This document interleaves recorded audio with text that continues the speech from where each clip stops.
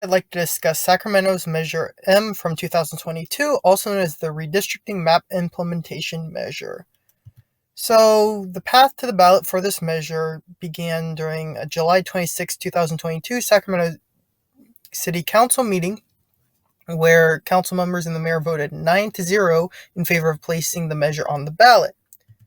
Well, during the 2022 general election, the yes votes were 84,583 and the no votes were 41,298.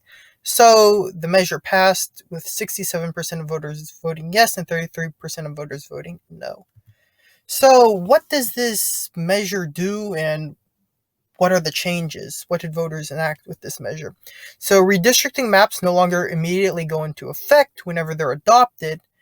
They will now, following the passage of this measure, will go into effect following the election of city council members.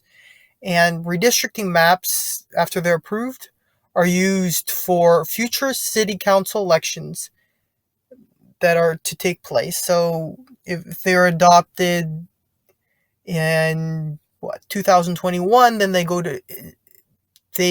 be in place for a 2022 election. And in that 2022 election, after the new council members are reelected, then the maps and those members are sworn in, then the maps go into effect. They begin to go into effect just for an election, not immediately with old council members, but they go into effect after the election, prior to before the election.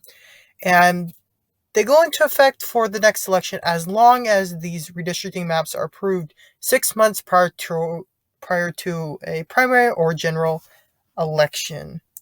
And that is the major changes from this Measure M that was passed.